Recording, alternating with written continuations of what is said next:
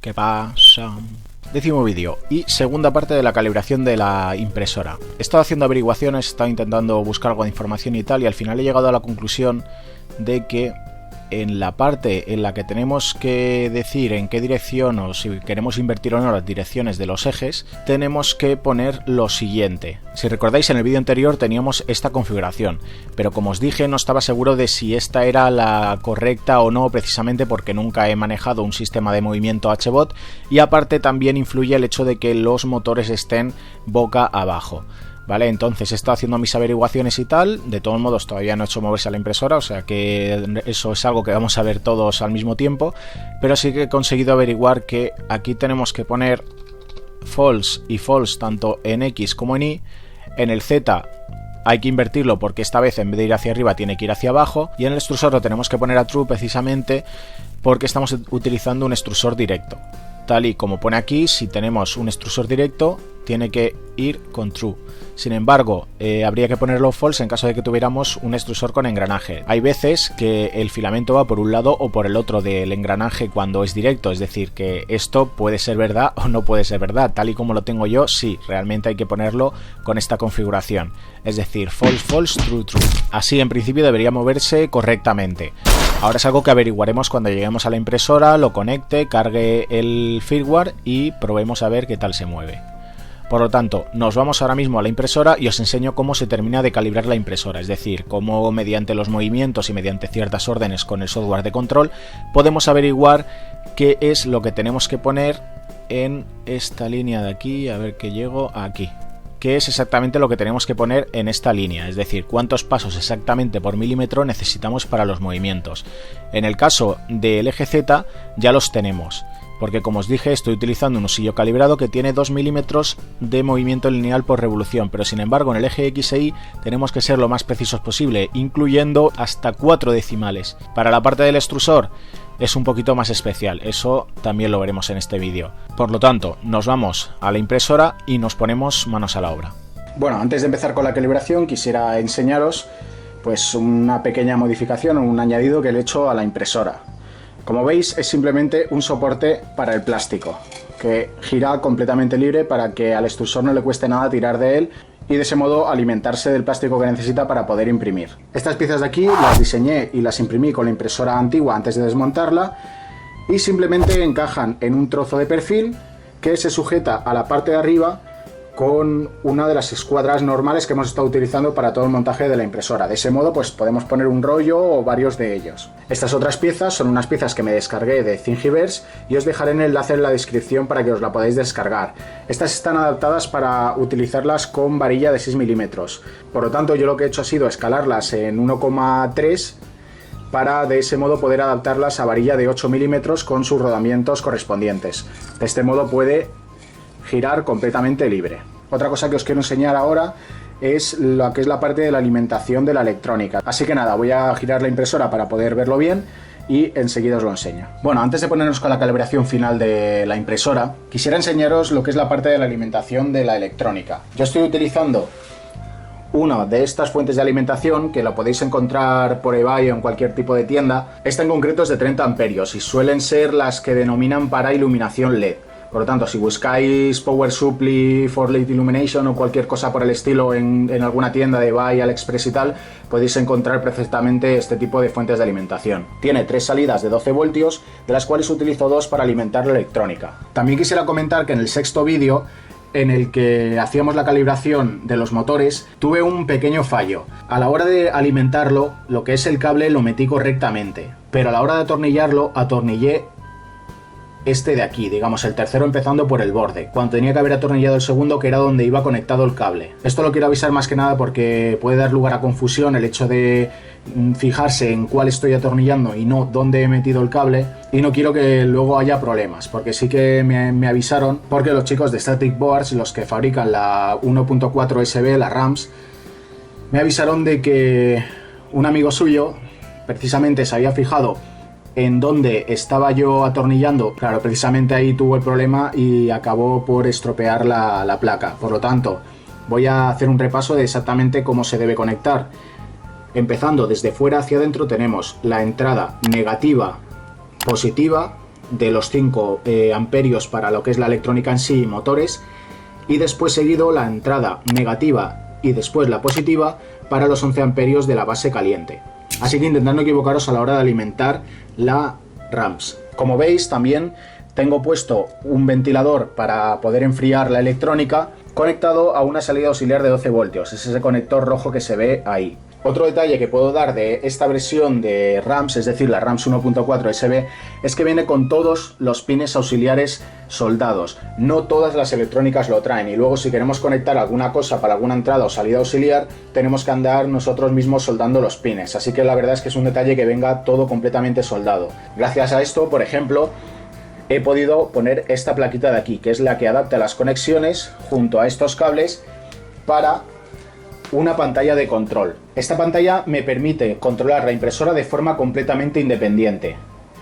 Es decir, no tengo que tener un ordenador conectado a la impresora durante toda la impresión. Utilizaríamos el ordenador para generar el archivo de impresión y ya después directamente meteríamos el archivo de impresión en una tarjeta SD, lo conectaríamos a la pantalla y ya controlaríamos la impresora completa desde aquí. Por lo tanto, en modo repaso, por favor, fijaros muy bien en la alimentación, ¿vale? Va desde fuera hacia adentro, negativo, positivo y positivo, ¿vale? Intentad no equivocaros aquí. Y pido disculpas por el fallo que tuve en el vídeo de la calibración de los motores, dado que no me fijé exactamente en cuál estaba atornillando porque estaba mirando la pantalla de la cámara. Pero ya os digo que el cable estaba correctamente metido, solamente me equivoqué a la hora de cuál tenía que atornillar. Pensaba que estaba atornillando el correcto y sin embargo había puesto el destornillador en el equivocado. Sí, o sea, soy idiota, gracias por esos aplausos. También importante, la refrigeración es muy importante para que no se queme ningún driver de motor paso a paso ni ningún elemento de la electrónica. Y ya voy a poner la impresora en su sitio y vamos a ponernos con la calibración. Bueno, como podéis ver, ya estamos al lado de la impresora. Tengo el ordenador justito al lado y la cámara la tengo en un trípode grabando un poco desde arriba. Yo no sé, está bastante cerca, no sé si se verá exactamente bien, pero bueno, espero que sí. Yo creo que lo suficiente como para ver exactamente cómo vamos a hacer la calibración. La he querido mantener fija porque yo creo que así se va a entender mejor lo que va a estar pasando en la impresora, sobre todo a la hora de moverse. Bien, ya sabemos que partimos de estos datos a la hora de realizar los movimientos. Es decir, si nosotros, por ejemplo, le decimos que se mueva 100 milímetros, lo que le vamos a estar mandando en realidad va a ser 100 por este número de pasos, y esa va a ser la base en la que nos vamos a apoyar para calcular cuántos pasos tenemos que introducir aquí para ser lo más precisos posible. Por lo tanto, os voy a poner ahora mismo solamente lo que es la imagen del ordenador. Conectamos el USB a la impresora. También importante, en la barra de herramientas tenemos que seleccionar qué placa estamos utilizando, en este caso la Mega, y también tenemos que seleccionar el puerto. Como veis, en el COM3 directamente ha detectado que hay un Arduino Mega, por lo tanto le damos y se debería poder ya programar. Por lo tanto, le damos a subir y si no hay ningún error, ahí está compilando el programa. Vamos a esperar a que se suba y ahora estoy con vosotros, si es que no hay ningún error, claro. Vale, se está subiendo, por lo tanto no hay absolutamente ningún error.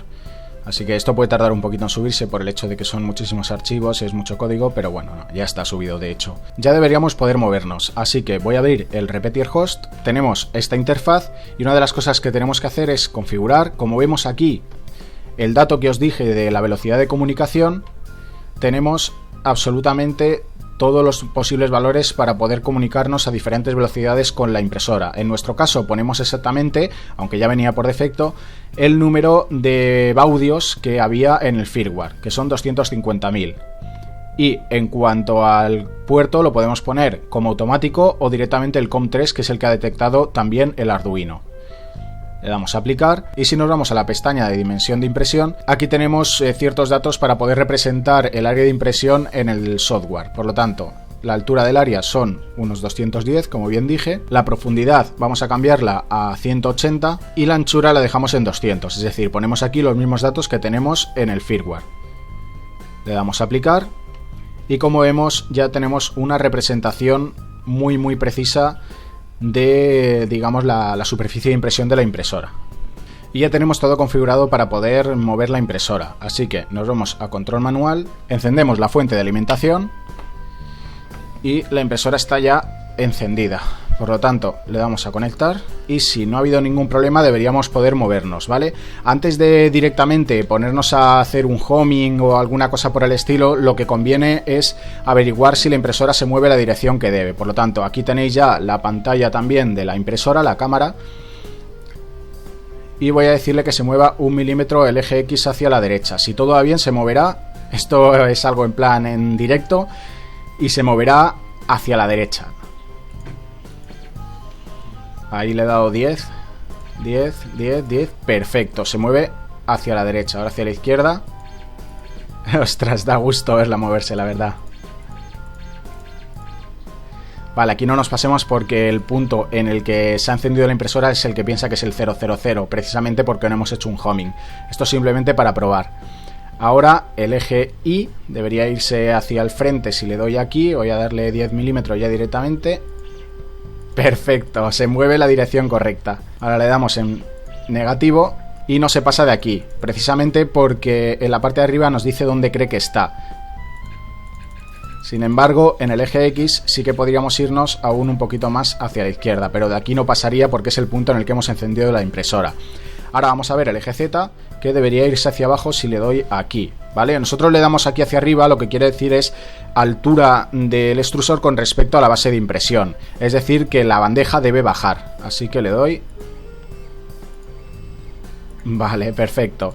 Se va hacia donde se tiene que ir. La impresora suena genial y se mueve de momento muy bien. Por lo tanto, ya hemos averiguado que se mueve correctamente. Ahora tenemos que hacer el homing. Una cosa que yo recomiendo es hacer el homing uno por uno, es decir, home en el eje X, home en el eje Y y home en el eje Z, y pulsar vosotros manualmente lo que es el final de carrera.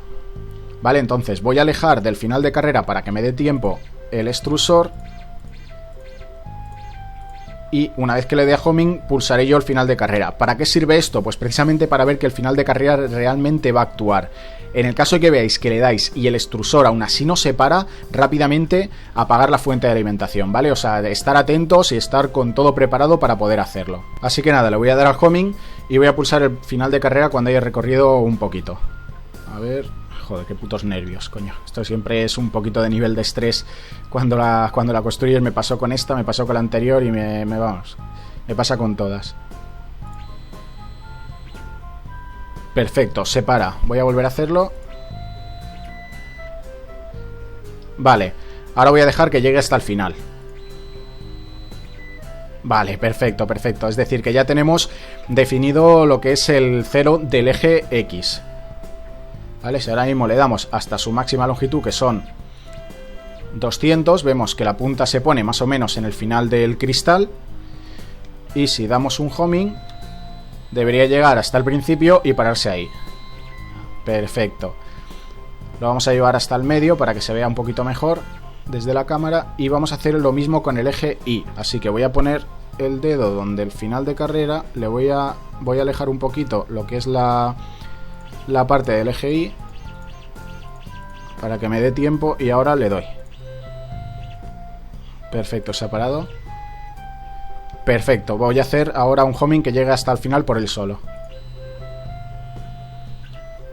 Vale, esto me indica que están bien conectados los finales de carrera. Lo esperaba más que nada porque esto es común en todas las impresoras y aparte de las mías ya he construido más de una, entonces no son cosas que tengo bastante claras, aunque siempre, por si acaso, hay que tener mucho cuidado con esto.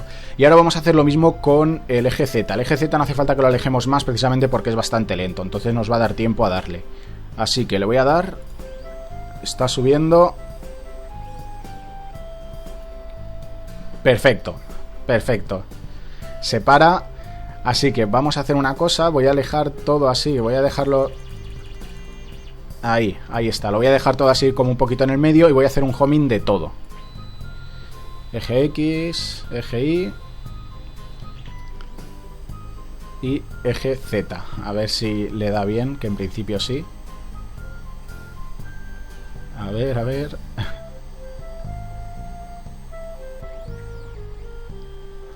Hostia, perfecto. Bueno, vamos a empezar con lo que es la calibración en sí. Lo que vamos a necesitar va a ser algún aparato, alguna especie de herramienta para medir de forma precisa, como puede ser, por ejemplo, un pie de rey. Yo tengo uno, así que lo voy a utilizar. Vamos a llevar hasta más o menos la mitad lo que es el eje Y. Bueno, vamos a ponerle directamente, le damos aquí. Voy a bajar un poco el eje Z porque como no sé bien la altura, no quiero que lo que es el extrusor, la punta del extrusor, le pegue a la superficie de impresión. Así que lo voy a bajar lo que son... con 5 milímetros yo creo que basta. Y el procedimiento va a ser el siguiente. Partiendo de que conocemos la distancia que hay desde un punto fijo hasta el extrusor, le decimos que se mueva una distancia de más o menos, por ejemplo, 100 milímetros. Y medimos la distancia real recorrida. ¿Vale? Esto lo voy a ir haciendo paso a paso, que lo voy explicando. Bueno, ya tengo el pie de rey y voy a medir desde un punto fijo hasta el extrusor. Es decir, por ejemplo, desde el tornillo que sujeta la polea hasta la parte de aluminio del extrusor. ¿Vale? Cojo, fijo ahí la medida y miro a ver cuánto es. En este caso, por ejemplo, son 45,3 milímetros. Así que si le digo que se mueva 100 milímetros, debería quedarse en 145,3 milímetros. Así que le voy a decir que se mueva 100 milímetros y voy a ver cuánto se ha movido en realidad.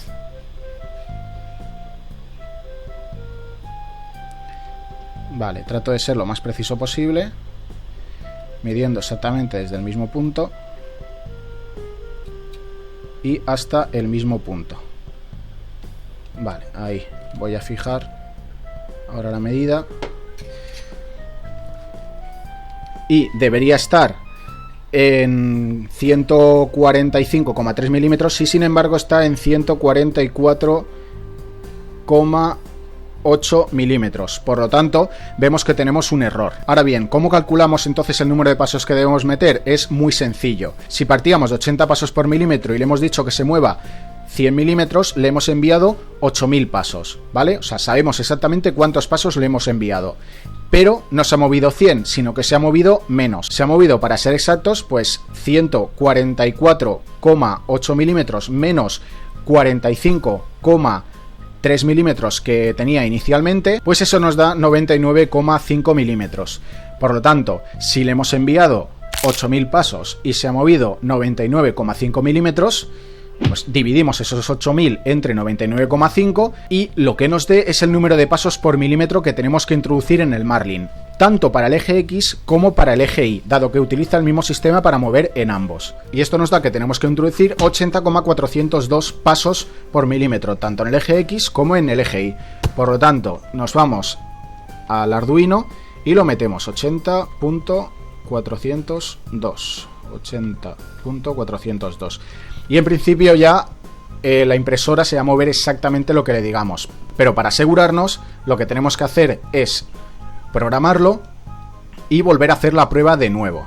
Bueno, ya lo tenemos modificado y vamos a hacer exactamente la misma prueba para ver que se mueva lo que se tiene que mover. Por lo tanto, nos vamos al repeater host, nos conectamos y en control manual hacemos un homing en X. Una vez que lo tenemos en home, lo que tenemos que hacer es que se mueva esos 100 milímetros y volver a medir desde el mismo punto exactamente. Por lo tanto, voy a medir desde aquí y compruebo que realmente se haya movido lo que se tiene que mover. Y efectivamente, justo se ha movido 100 milímetros, porque estamos en 145,3 milímetros. Perfecto.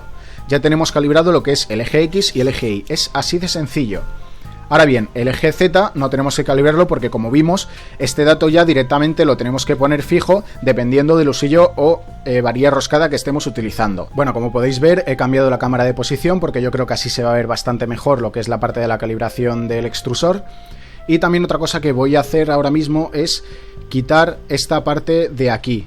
¿Por qué? Porque realmente para calibrar el extrusor lo que hay que hacer es extruir plástico. Pero ahí tenemos dos opciones, o bien calentamos esto y extruimos plástico ya fundido, o como voy a hacer yo, voy a retirar esta parte de aquí, voy a quitar lo que es la protección de la mínima temperatura para el extrusor y voy a hacer que el plástico simplemente salga sin fundirse por el hueco que quede aquí después de retirar esto. Por lo tanto, lo voy a retirar y ahora enseguida os enseño cómo queda y tal, y yo creo que desde aquí, desde esta parte, se va a ver bastante bien. Bueno, ya he retirado lo que es la parte del tubo del extrusor y también he quitado el ventilador para que de ese modo intentar que podáis ver, no sé si se verá bien, cómo gira el extrusor y empuja el plástico hacia abajo. Por lo tanto, lo único que he dejado realmente conectado es el motor, que es lo único que me hace falta a la hora de realizar la calibración. Bien, ¿cómo lo hacemos? Pues lo primero que tenemos que hacer es coger el plástico e introducirlo por aquí, ¿vale? Ya lo he cogido bien, por lo tanto, ahí, hasta que salga. Una vez tenemos el plástico introducido, cogemos el pie de rey y marcamos a unos 120 milímetros más o menos una pequeña línea en el filamento, ¿vale? Esto intentar ser lo más precisos también posibles, aunque aquí realmente tenemos bastante más juego porque luego podemos, digamos, compensar todo esto con flujo de plástico a la hora de la extrusión. Así que cogemos, a ver que pueda marcar yo aquí.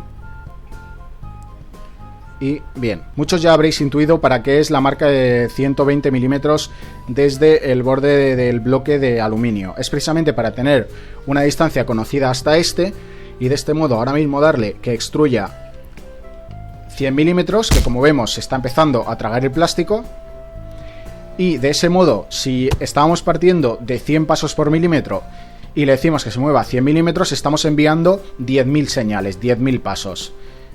Medimos cuánto se ha movido en realidad, es decir, aquí debería haber 2 centímetros de distancia entre la base y la marca, pero si no las hay, pues hacemos esa regla de 3 que habíamos hecho con el eje X e Y y directamente calculamos cuántos pasos debemos introducir. Bueno, ya he terminado de extruir el plástico, los 100 milímetros, y ahora voy a medir cuánto hay hasta la marca, con la mayor exactitud posible. Lo dicho, no es realmente necesario que sea tan exacto como el otro, pero si conseguimos la mayor exactitud desde ahora, pues muchísimo mejor. Digo que no es necesario que sea tan exacto precisamente por el hecho de que luego vamos a tener que variar el flujo según el material que estemos utilizando, y por muy bien que esté esto calibrado, a lo mejor hay algunos materiales que fluyen demasiado y tenemos que poner un flujo del 80%, entonces ya no nos sirve tanto el hecho de que sea muy preciso esto. Por lo tanto, simplemente vamos a intentar hacerlo con la mayor precisión posible, pero sin necesidad de que sea muy exagerada. Así que nada, miramos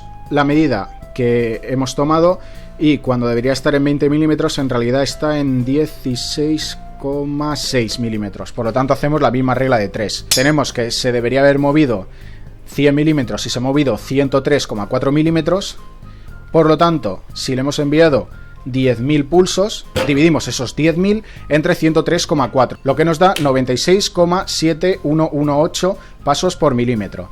Lo dicho, aquí no hace falta que seamos exactamente precisos, pero si lo somos desde un principio, muchísimo mejor. Así que nos desconectamos de Repeater Host, nos vamos al software de Arduino y en la correspondiente línea introducimos los 96,7118 pasos por milímetro. Lo programamos y si lo deseamos hacemos una prueba más. Pero en mi caso estoy completamente seguro de que ya está bien porque antes estaba utilizando este mismo extrusor con los mismos elementos y me ha salido más o menos el mismo número de pasos que tenía que introducir yo antes en la antigua impresora. Como los elementos son exactamente los mismos, pues estoy seguro de que la calibración está correcta. Así que nada, ya tenemos la calibración de la impresora hecha. Como veis, es un proceso bastante sencillo dentro de lo que cabe. No es muy complejo, pero sí que tenemos que dedicarle un ratito, pues a hacer las medidas, a lo mejor repetir alguna cosa para asegurarnos de que está bien, pero una vez que lo tenemos hecho correctamente, no tenemos que volver a tocarlo, al menos que cambiemos algún elemento de la impresora. Por ejemplo, si sustituimos alguna de estas poleas dentadas por alguna diferente, que no sea de 20 dientes, como puede ser de 16 o de 36 dientes, pues entonces, claro, el movimiento angular del motor se transforma en un movimiento lineal diferente para la impresora. Es decir, con cada giro va a mover linealmente el extrusor una distancia diferente, por lo tanto tenemos que hacer de nuevo el cálculo. Lo que vamos a hacer en el próximo vídeo va a ser nivelar la base con respecto a la boquilla del extrusor, vamos a configurar el software que genera lo que son los archivos de impresión y vamos a realizar una primera impresión para ver qué tal se comporta la impresora. Estas primeras impresiones van a ser sobre todo de lo que es piezas de calibración, más que nada para ver que realmente está todo bien calibrado y que se comporta como debe comportarse. Por lo tanto, hasta el próximo vídeo y hasta los huevos.